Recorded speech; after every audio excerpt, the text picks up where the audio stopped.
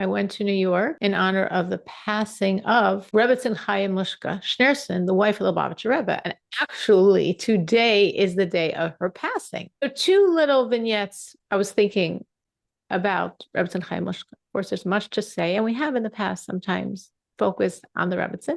The one thing I was thinking as a woman is that we really see in her how she, I'm putting this in very human terms, of course, humans, how she really gave her husband, the Lubavitcher Rebbe, the space to be the Lubavitcher Rebbe.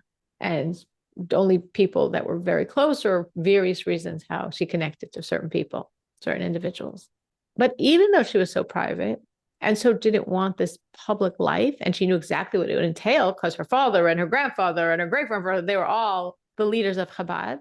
But she was like, I can't let the past 30 years of my father's self-sacrifice, like as we would call it, go down the drain. She encouraged, she didn't just allow, she encouraged her husband to take on the leadership because the Lubavitcher Rebbe refused for like a year the leadership.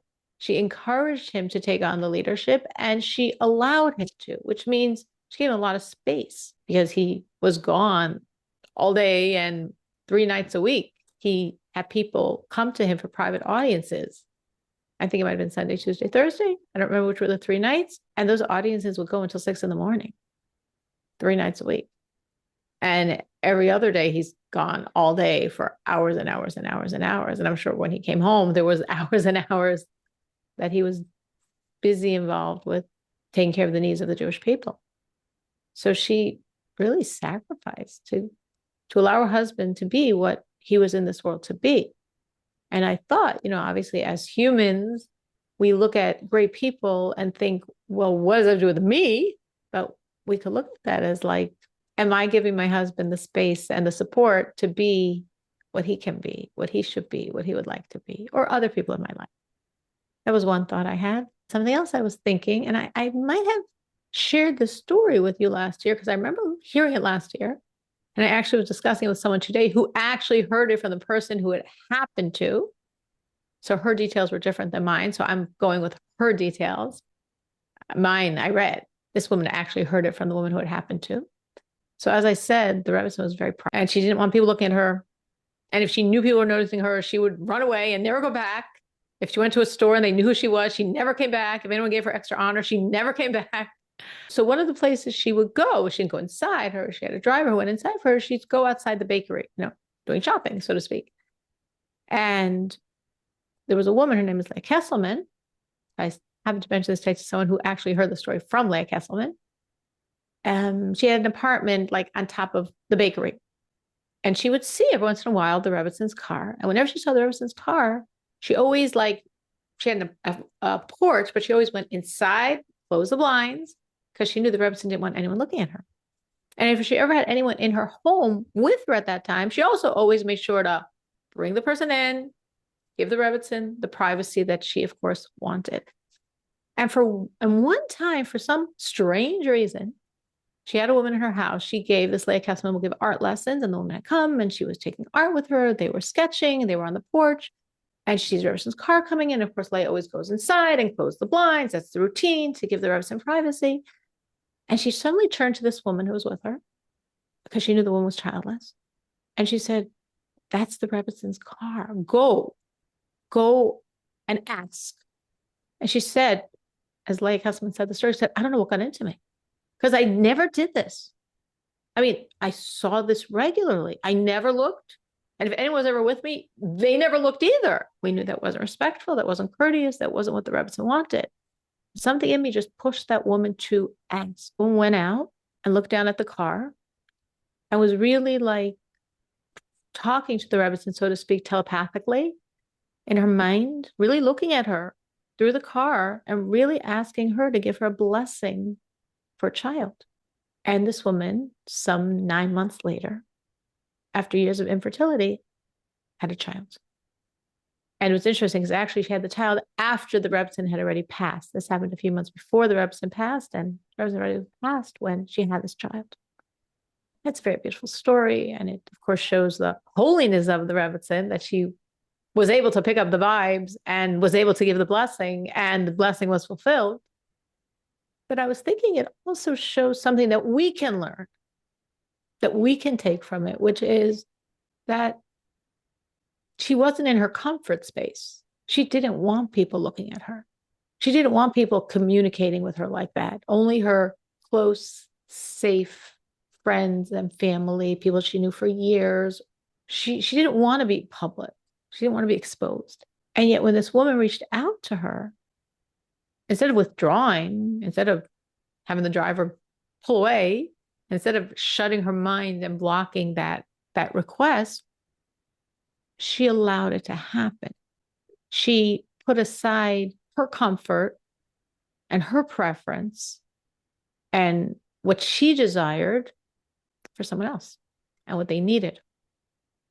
And I thought that's something that also, we could sort of take and think about, how that relates to us as well. Okay. So that was a thought on the Rebbitzin. And we're going to move now to our exciting new topic that, imagine, all these years we've never done, which is studying the book of Esther. And as I said, let me know. You want us to go detailed, textual, you want us to overview and be done by Purim. I'm open to either approach. Just send me your own private messages and I'll see from the people who care where the majority voice is. So let's think a little bit about the book of Esther. Now, it's interesting, on the 22nd of Shvat, we're focusing on this queen.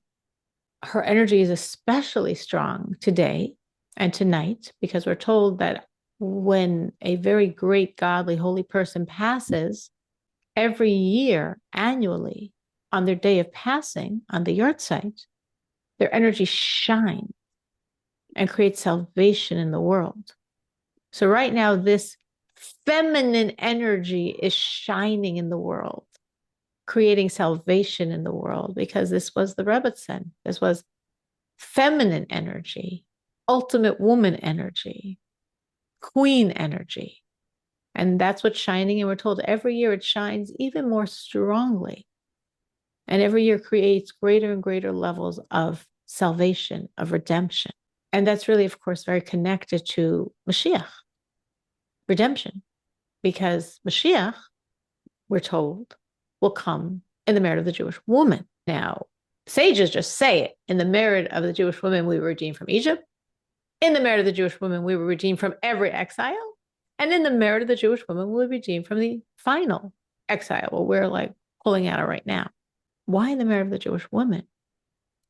Because women have a very intimate connection to redemption.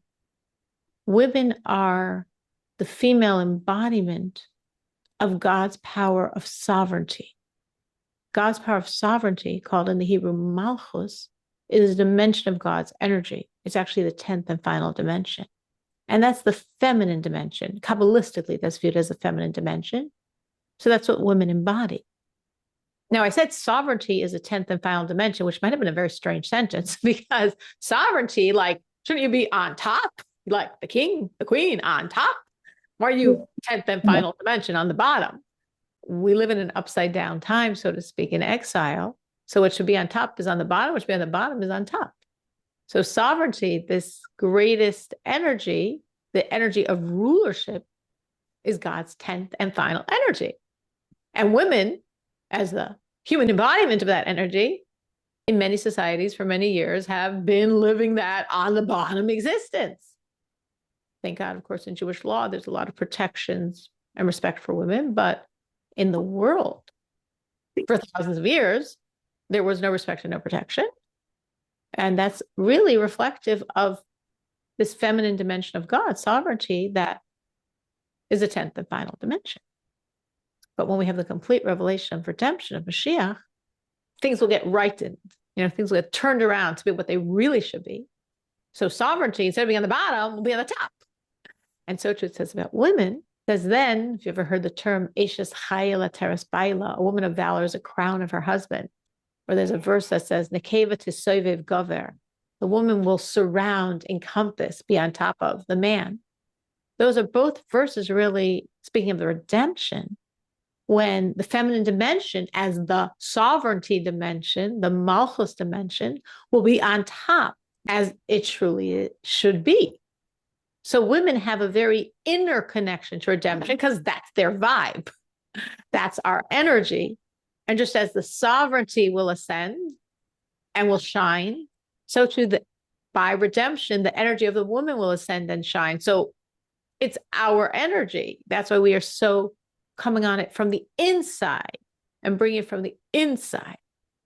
A woman really connects to redemption in a way different than a man, because redemption is all about God finally having a home on planet Earth. Creation has been around for 5,786 years. And creation happened for one reason. God desired this world to be his home.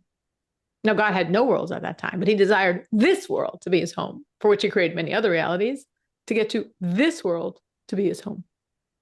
And Mashiach means a permanent revelation of the essence of God.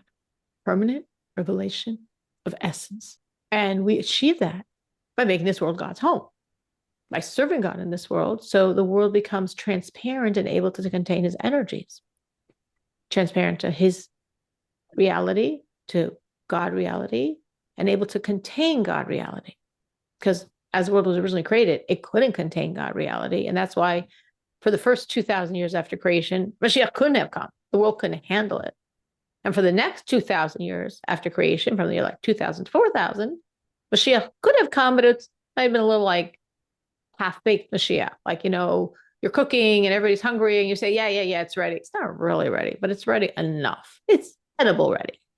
That would have been Mashiach from the year 2000, 4,000. Because again, we hadn't served enough. We hadn't given to God enough. We hadn't allowed God space in this world enough to be a full manifestation.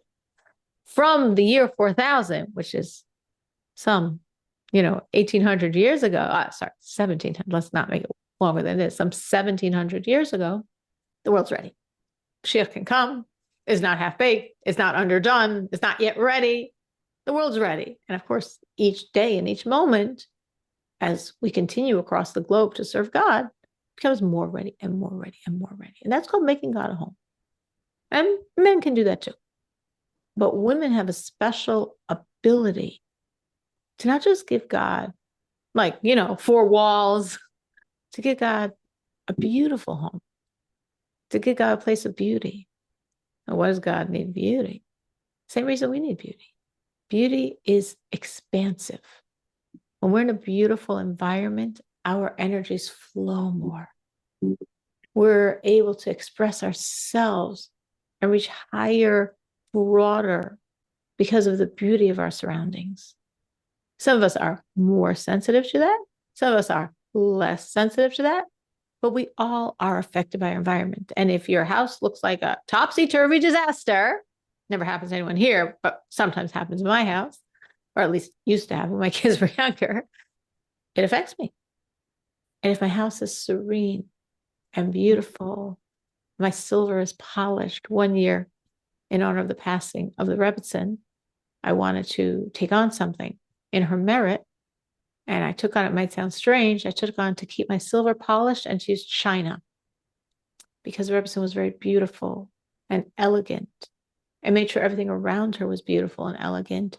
And that's really this energy of beauty, using the physical to create that bountiful space to flow with the spiritual, to give more and more space for the spiritual because of the expansiveness, because of the beauty of God's world.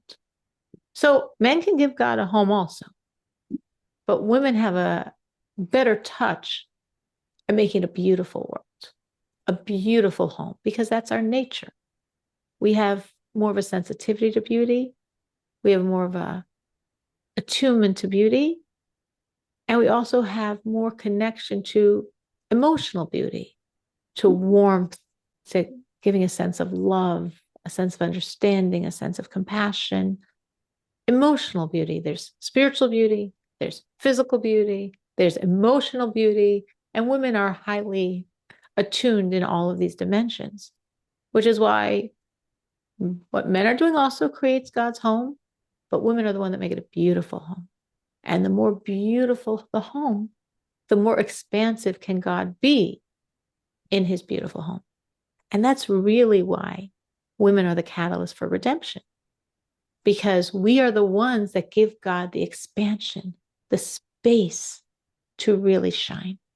So today is the 22nd of Shvat, the energy of the queen, so to speak, of our generation. And now we want to speak about Esther, who created redemption for the entire Jewish people. It's very interesting. She wasn't the only mover and shaker. Of course, we all know about Mordechai. He was the one that rallied the Jewish people and then brought them to repentance. But we call it the book of Esther. We don't call the book of Esther Mordechai. We don't call the book of Mordechai. We call the book of Esther. That's the feminine dimension. Just as I said, our sages say, the woman redeemed us from Egypt. The women have redeemed us in all the generations, and the woman redeemed us by Mashiach. So Esther, of course, is a classical example of the feminine power of redemption, which is not discarding Mordechai's very strong role. Obviously, very, very, very significant role, as perhaps we will learn, but it's the book of Esther.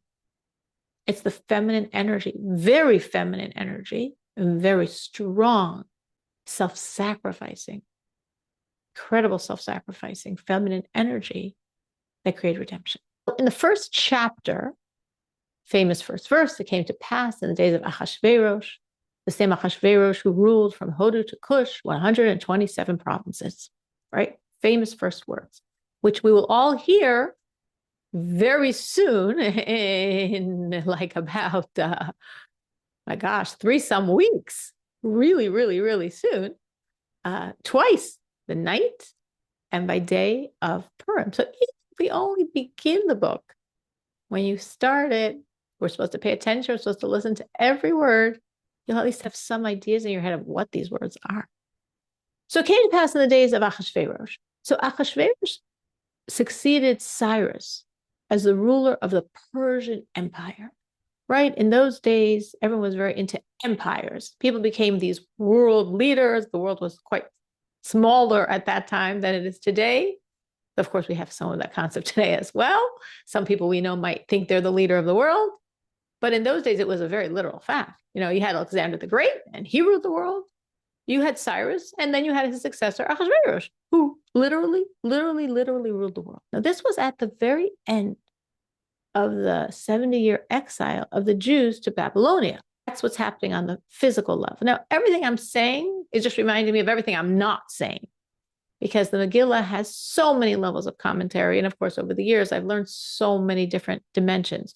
So feel free to ask any questions, because I know a lot more than I'm telling you. So don't worry about asking me questions. I'm just going to, like I said, sort of give certain sprinkling of ideas, and I'll by next week know how you would like the class to go. On the mystical level, Achashverosh actually alludes to God, because the word Achashverosh is an acronym for, now this only works in the Hebrew, so I'll tell it to you in the Hebrew, Acharis Veracious Shalom, the one to whom all ends and beginning are his. He's the only one that everything is his. Why do we need the name of Achashverosh to allude to God? I mean, was Achashverosh really so good and spiritual and holy that he deserved that God should shine through him? Absolutely not. You all probably have some understanding of the story, and very often how the story is portrayed. There's this really wicked person called Haman, Achashverosh, who often is portrayed as like a buffoon-style person, exactly getting what's going on, just enjoying drinking and drinking and drinking and women and drinking and drinking. And Achashverosh knew exactly what he was doing. He hated the Jews as much, or perhaps more than Haman. He was smart enough to let Haman do the dirty work. He was manipulating him a bit, but he was incredibly, incredibly evil. So why is God being alluded to through Achashverosh? Because Megillah is really expressing the story of our exile, where God is hidden, but very obvious, but very hidden. That's our world. Our world, God is very obvious and very hidden, and depends if you have the eyes to see it. This world, God's completely hidden and completely revealed, meaning we can look, we can find him, we can see him, or we don't see him at all. So in the book of the Megillah, God's name is mentioned exactly 0 times, not 1 time. Everything is covert. Everything is hidden. Like, of course, we know or probably know that Purim, one of the customs is to get dressed up in costume. And the deep meaning behind that is because Purim, everything was masked. Everything was in costume. All these crazy things were happening that made no sense, like Esther's taken to the palace and this and this and this. What is going on in our world? Makes no sense. Everything is in disguise. Everything is costumed. God seemingly is very hidden. And of course, God is there every step of the way, every detail of the story. And where we see him officially alluded to is in the name of Ahasuerus, not because of his goodness. He was evil, an evil incarnate, but because he's the king. And as the king below, he represents the ultimate king above, God. All right, so that was from the first verse. So we have Ahasuerus sitting on his royal throne in Shushan, the capital. But again, he is not just the ruler of Shushan. He's not just the ruler of Persia. He's the ruler of the entire world, which the Megillah, to tell us he ruled the entire world, said from Hodu to Kush, which is usually translated as from India to Ethiopia. Now, the truth is, in the Talmud, the exact location of Hodu and Kush is debated. One sage of the Talmud, Rav, says these countries are at opposite ends of the world. So the verse is teaching us that Ahasuerus ruled from one end of the world to the other end of the world. Another great sage in the Talmud, Shmuel, said that no, these 2 countries were next to each other. Hodu and Kush were right next to each other. Well, how does this teach us that Ahasuerus rules the whole world? Because it's saying he rules the entire world simply as easily as one rules these 2 adjacent countries. Other commentators say, just as these countries are next to each other, he rules from one end all the way to the other end, so to speak, enveloping the entire world.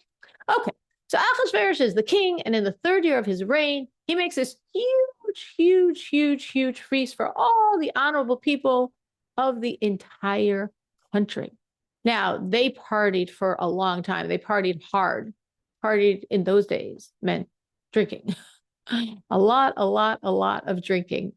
Hard drinking for a long time. How long? I don't know if any of you know. 180 days. 180 days. Well, if you think of a month as 30, you're talking about a half a year of partying. You're like, well, I mean, didn't they have other things to do with their time? Like literally, they're just eating and drinking. Yeah, that's what he did for 180 days. He was displaying the glorious wealth of his kingdom, the splendor of his majesty to all these nobles. These 6 months of partying, like as the addendum to the party, he makes another party, a very different party. Again, we have 6 months of the nobles of the world coming with the most lavish food and drink, and they're just drinking away for 6 months. And then he has a 7-day party for the commoners of the capital, Shushan. So we have 6 months where the most elite of the world is partying with the king. You wonder who was running the country. And then we have 7 days where every man in Shushan, that was the capital city of Persia, the whole empire, which was the whole world, Hodu to Kush, the whole world, were invited, which was, of course, very unusual. I mean, this was way before there was any concept of the common man and his significance. So it's sort of strange. And of course, this whole thing is sort of strange. Like, he doesn't have a life, or he didn't have responsibilities. For 6 months, he's just partying. And sages explain that he was really happy. That's why he was partying. Why was he partying? Because all the kings knew that Jeremiah, Yirmiah, the prophet of the destruction of the temple, who they all believed in, and he prophesied the destruction. He prophesied literally that Babylonia was going to come and destroy. And exactly as he said, it panned out. He was very honored by the world. They knew what his words were true. He also said that the exile to Babylonia is 70 years. And after the 70 years exile, the Jews go home. So all the kings were like mulling that concept of the 70 years. And we're like, And they were sort of hoping the 70 years would pass and God would have abandoned the Jews and not bring them home. There was a very famous incident with Belshazzar, who was actually Ahasuerus' father-in-law. That's how he became royal, through his marriage to Belshazzar's daughter, Vashti. Belshazzar was absolutely evil. Vashti was absolutely evil. And Ahasuerus perfectly fit in the family. He was also absolutely evil. He miscalculated. He thought the 70 years were over. And that's why he threw a big feast. And then there was, of course, if you know the incident, the handwriting on the wall foretelling his doom. And that night, his kingdom was destroyed. Now, Ahasuerus said, my father-in-law, he miscounted. I got the right date. Because, of course, the question is, we know Jeremiah is correct. We know it's going to be 70 years, but 70 years from when? So, my father-in-law, he was wrong. I got the 70 years. I got the Jews were redeemed. No, he also got the wrong starting point to the 70 years, because the Jews were redeemed exactly after 70 years. He was off by a few years. But he's like, awesome, got it. Let's celebrate. And after 6 months, like the Megillah doesn't say months, it says days to bring out the point. It is every single day for 180 days straight. Now we're going to have a party with the commoners. What was the point of the party with the commoners? I mean, people were into honoring the common man at that point. It really was part of the plot, part of the way we're going to ensure that the God of the Jews never changes his mind and takes them back. Because if we invite all the commoners, we're going to also, wonder of wonders, invite the Jews. And if we invite the Jews to the party, their God will be really furious with them. Because, of course, they're not allowed, according to Jewish law, to go and celebrate in this party of Gentiles. They're not allowed to go and celebrate in a party of not kosher food and not kosher wine. They're not allowed to go even if they eat kosher in that party, let alone if they eat not.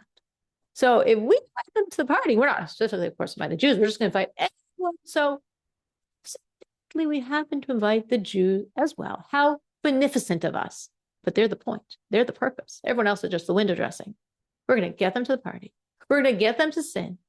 And their God will be done. And they will never, ever, ever be redeemed. And actually, Ahasuerus and Haman, the two that plotted this idea, were not so off. Because it says in the Talmud, because in the story of Purim, the Jews worldwide were almost annihilated. It was literally the harshest degree the Jews ever experienced. Because very often, if you study Jewish history, there's a lot of persecution and annihilation. But it's in this area. But then there's this area that's safe. It's in this area. But then there's this area that's safe. And that's what we're told God does. Whenever Jews in one area of the world are persecuted, and God forbid, being decimated, just Jews is another area that the Jewish people will continue. And actually, of course, those Jews in the other area will try their best to help and rescue the Jews. And actually, we're told even on a spiritual level that those Jews in the free world, so to speak, that are serving God, their service of God helps support and even helps the service of God. It helps aid the service of God of the Jews under persecution. Like, for example, not so many years ago, speaking of something relevant, the Jews under the Soviet regime.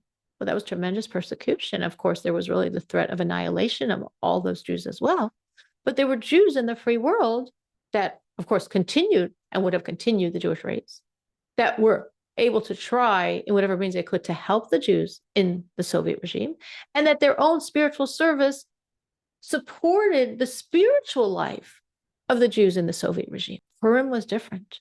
It was the only time in our entire history, from the beginning of history until now, it was the only time that the entire world, every single Jew in the world, was marked for annihilation. So the Talmud says, what did the Jews do so wrong that they deserve this?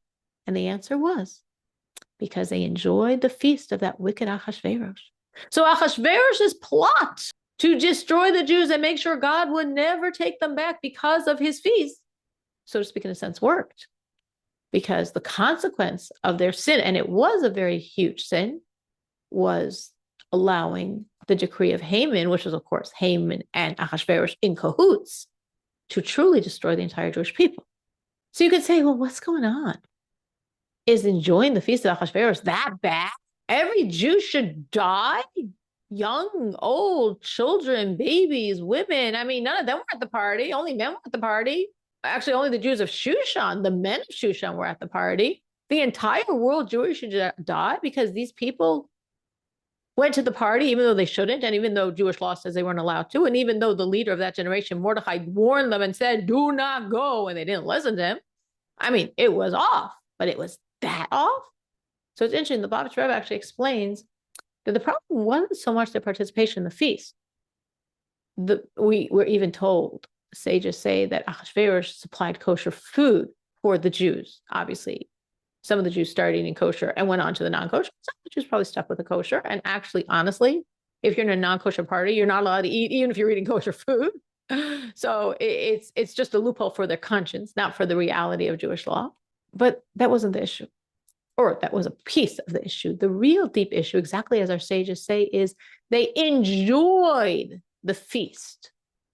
They enjoyed it, meaning, oh, whew, we've arrived. We're invited to the king's party. The king is even supplying us with kosher food at the party. We're accepted. We're important. We've become part of the country. We've integrated into the society. The king's inviting the people of Shushan, and that means the Jews as well. So, do we need God's divine protection? We're good. Ahasuerus likes us. We're under his protection. So it's not that the degree of annihilation was a punishment. It's actually really a consequence. Because once you put your faith in a human being, you're like denying your supernatural status. The Jews exist only by virtue of God's divine protection. I mean, no other ancient race exists now, right? None of the ancient Greeks or Romans are around. We just have the Colosseums. We have the ruins. None of the ancient Egyptians live in Egypt anymore. None of the ancient Babylonians are in Babylonia. So how did the Jews survive when the Jews were more persecuted than any nation? Because we're supernatural. Because God gives us supernatural protection, despite and because of and coming from all the enormous persecution we have.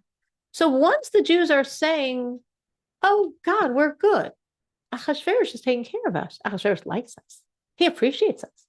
He thinks we're just like every other subject. So God says, oh, really? All right. You don't need to be supernatural anymore. You're just under the protection of the king Ahasuerus. Go for it. No problem. And now the Jews were lonely and vulnerable to the decrees of a mortal Ahasuerus. And this is what that mortal Ahasuerus decreed. Thank you so much for joining. And we should really, like I said, it's a very special time.